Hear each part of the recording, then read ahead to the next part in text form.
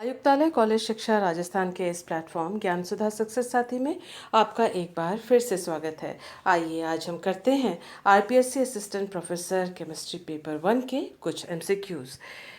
Paper 1 के questions आसान होते हैं और ये सारे क्वेश्चंस आपके सामने हम इसलिए लेकर आए हैं ताकि आप भी इस एग्जामिनेशन के लिए प्रेरित हो सकें।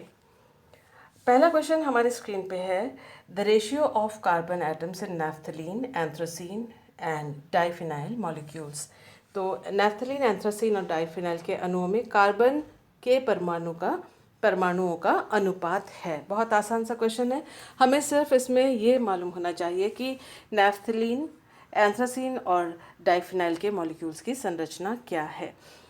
एक बेंजीन रिंग के लिए 6 कार्बन एटम, उसके बाद 7, 8, 9, 10, यानी नैफ्थलीन में है 10 कार्बन एटम। एंथ्रासीन की बात करें, यहाँ 6, 7, 8, 9, 10, 11, 12, 13, 14, इसमें 14 कार्बन एटम, 14 कार्बन एटम्स। और इसमें जैसा कि आप देख सकते हैं 12 कार्बन एटम्स होता है डाइफिनाइल में। अब इसको अगर हम सिंपल रेशियो में कन्वर्ट करना चाहें, सभी को 2 से भाग दे देते हैं, डिवाइड कर देते हैं, हमें मिलेगा 5, इसमें मिलेगा 7 और इसमें मिलेगा 6। तो जो ऑप्शन है, ऑप्शन नंबर 2, वो करेक्ट आंसर है, जो कि इसके सही अनुपात को दर्शा रहा है। तो ये काफ़ी आसान सा क्वेश्चन था। आइए देखते हैं next question, which of the following compound is not aromatic according to Huckel's rule. Huckel नियम के अनुसार निम्नलिखित में से कौन सा यौगिक एरोमेटिक नहीं है।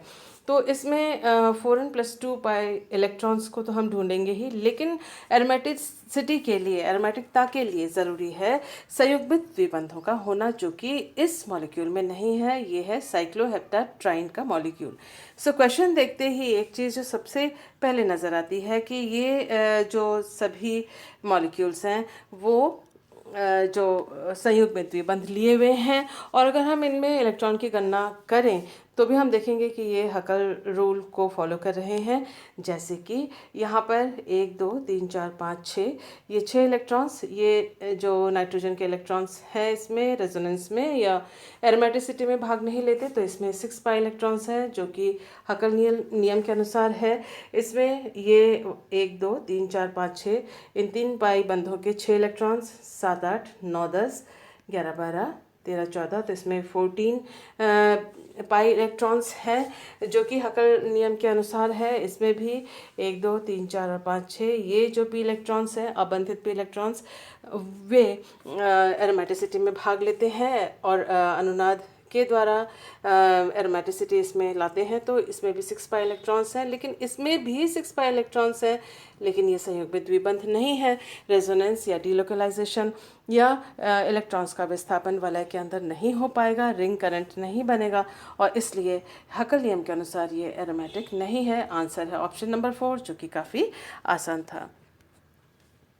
आइए देखते हैं next question, the most stable carbon ion among the following is.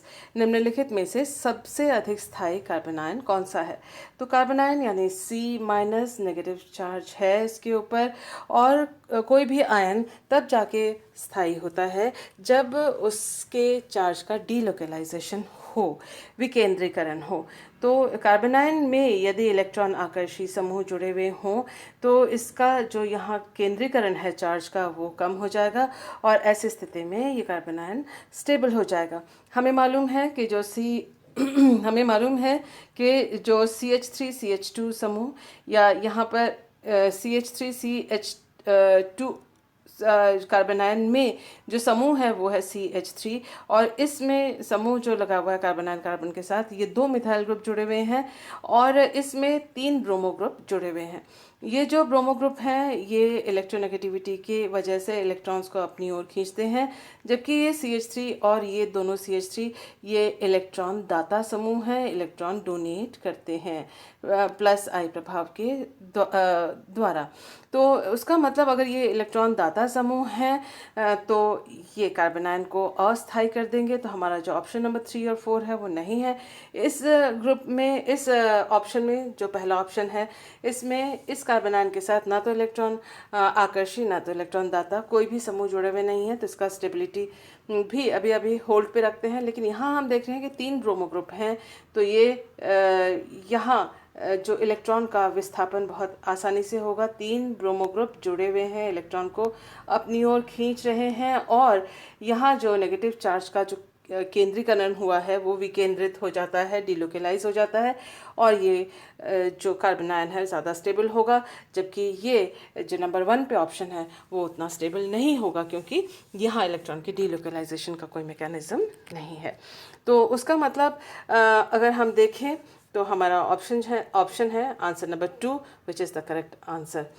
वैसे अगर हम CH3 की बात करें तो कार्बन हाइड्रोजन बॉन्ड जो है, इसमें जो C- अगर जुड़ा हुआ है और 3 हाइड्रोजन अगर हैं, हाइड्रोजन का क्योंकि इलेक्ट्रोनेगेटिविटी कम है और कार्बन की ज़्यादा है, तो ये भी इलेक्ट्रॉन को डोनेट करते हैं और ये डिस्टेबलाइज करते हैं, जबकि तीनों ब्रोमो ग्रुप जो हैं वो इलेक्ट्रॉन्स को अपनी ओर आकर्षित करते हैं और कार्बन आयन को स्टेबल करते हैं।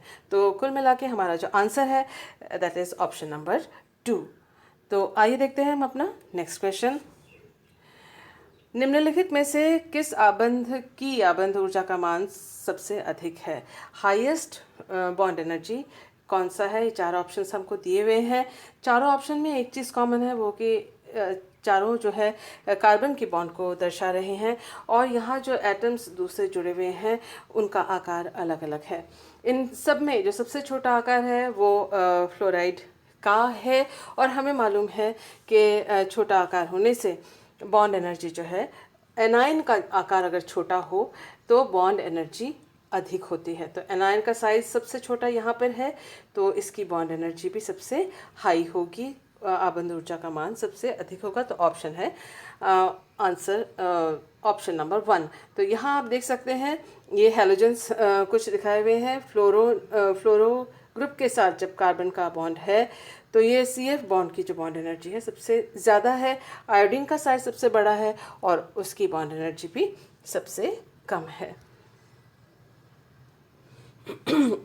Which of the following possesses high value of Kb in aqueous medium? तो Kb का मान पूछा हुआ है। Kb का मान अगर ज़्यादा है उसका मतलब जो यौगिक होगा वो अधिक बेसिक, अधिक क्षारीय होगा।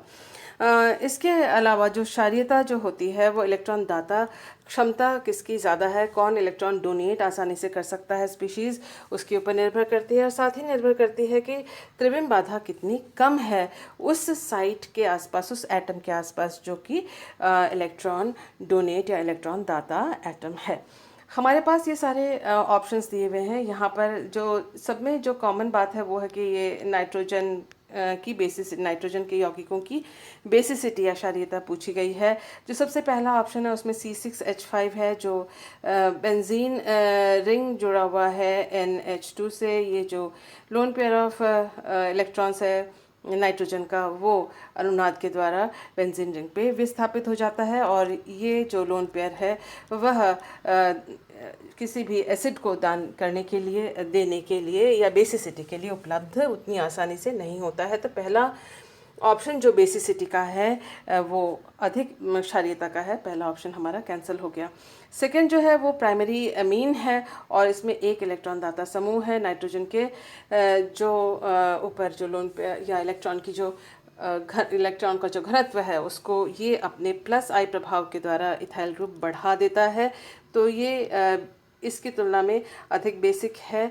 लेकिन यहाँ पर सेकेंडरी अमीन है और इसमें 2 इथाइल ग्रुप जुड़े हुए हैं, 2 इथाइल ग्रुप जुड़े हुए हैं, यानी दोनों के दोनों नाइट्रोजन के इलेक्ट्रॉन डेंसिटी को बढ़ा रहे हैं, और इसकी क्षारीयता सबसे अधिक होगी इसलिए क्योंकि ये सेकेंडरी अमीन है। हमें मालूम है जब 3 एल्काइल ग्रुप्स जुड़ जाते हैं नाइट्रोजन से तो स्टेरिक हिंडरेंस, त्रिविम बाधा बहुत बढ़ जाती है, और कोई भी स्पीशीज़ नाइट्रोजन तक इलेक्ट्रॉन्स को ग्रहण करने के लिए पहुंच नहीं पाता, क्योंकि इन नाइट्रोजन के आसपास बड़े बड़े अगर 3 ग्रुप्स जुड़े हुए हों तो उसका जो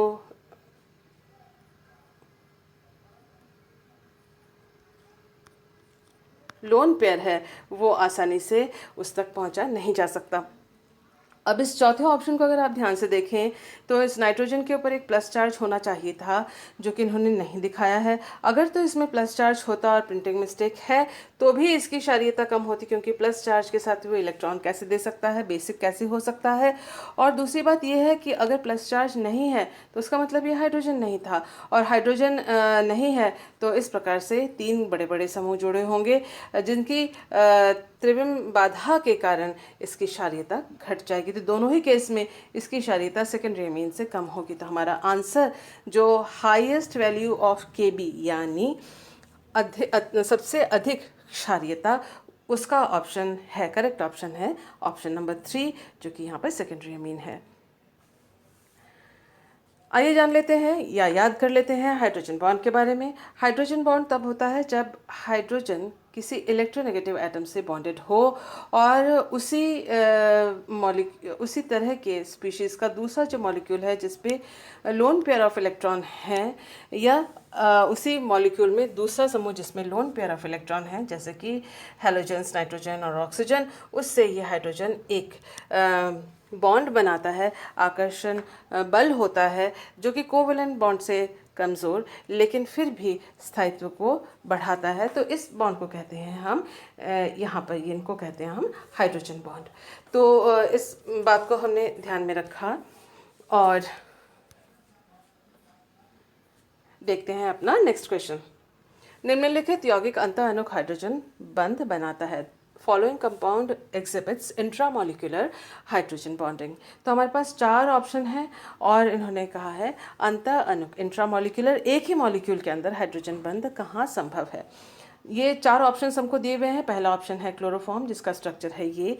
हम देख सकते हैं कि यहाँ हाइड्रोजन किसी ऐसे अधिक इलेक्ट्रोनेगेटिव एटम से सीधे सीधे बॉन्डेड नहीं है, इसलिए ये हाइड्रोजन बॉन्ड नहीं बना सकता। तो हमारा जो पहला ऑप्शन है क्लोरोफॉर्म का, वो अंतःअणुक हाइड्रोजन बॉन्ड के लिए ठीक नहीं, सही नहीं है। क्लोरल देखते हैं, क्लोरल का स्ट्रक्चर क्या है। क्लोरल का स्ट्रक्चर ये है, आप देख सकते हैं यहाँ पर भी जो हाइड्रोजन है किसी हाई इलेक्ट्रोनेगेटिव एटम से अधिक विद्युत ऋणीय एटम से सीधे सीधे बंधा हुआ नहीं है, तो वो भी हाइड्रोजन बॉन्ड बनाने के में सक्षम नहीं है। तो हमारा सेकंड ऑप्शन भी कैंसिल हो जाता है। तीसरा ऑप्शन है क्लोरल हाइड्रेट का, और क्लोरल हाइड्रेट का स्ट्रक्चर ये रहा। आप देख सकते हैं कि एक ही कार्बन पे 2 OH और साथ वाले कार्बन पर, निकटवर्ती कार्बन पर 3 Cl हैं। हैलोजन एटम्स के ऊपर जो है लोन पेयर ऑफ इलेक्ट्रॉन्स होते हैं, और इस वजह से ये जो हाइड्रोजन जो कि इलेक्ट्रोनेगेटिव एटम्स से, ऑक्सीजन से ये बंधे हुए हैं, बॉन्डेड हैं, तो ये हाइड्रोजन बंध बनाने के में सक्षम है, क्योंकि हाइड्रोजन के ऊपर आना चाहिए आंशिक प्लस चार्ज, इन दोनों में आंशिक प्लस चार्ज है, और ऑक्सीजन के ऊपर है आंशिक माइनस चार्ज, और इस वजह से ये जो हाइड्रोजन है निकटवर्ती कार्बन पर उपस्थित Cl के लोन पेयर ऑफ इलेक्ट्रॉन से इस प्रकार हाइड्रोजन बॉन्ड बना सकते हैं। तो एक ही मॉलिक्यूल के अंदर हाइड्रोजन बॉन्ड्स यहाँ बन रहे हैं और 2-2 हाइड्रोजन बॉन्ड्स बन रहे हैं, जैसा कि हम देख सकते हैं। तो ये जो है हमारा करेक्ट आंसर है अंतःअणुक हाइड्रोजन बंध के लिए, इंट्रामोलिकुलर हाइड्रोजन बॉन्ड के लिए। आइए देखते हैं, ये करेक्ट आंसर है। आइए देखते हैं कि पैराक्लोरोफिनॉल में hydrogen bond, intramolecular hydrogen bond क्यों नहीं बन सकता, जबकि OH भी इसमें है, इसी मॉलिक्यूल में Cl भी है, जैसा कि क्लोरल हाइड्रेट में था। इसका सीधा सा जवाब ये है, बहुत आसान सा, कि ये एक दूसरे से काफ़ी दूर हैं और इनकी ज्योमेट्री और इसकी स्टीरियोकेमिस्ट्री मॉलिक्यूल की, इसका जो त्रिविम रसायन है वो ये अलाउ नहीं करता कि ये दोनों पास आकर एक दूसरे के साथ हाइड्रोजन बॉन्ड बना सके। तो इसलिए पैराक्लोरोफिनॉल में इंट्रामोलिकुलर हाइड्रोजन बॉन्ड नहीं हो सकता, जबकि एक और मॉलिक्यूल अगर पैराक्लोरोफिनॉल का आ जाए तो वो आपस में इंटरमोलिकुलर हाइड्रोजन बॉन्ड बना सकने में सक्षम होंगे।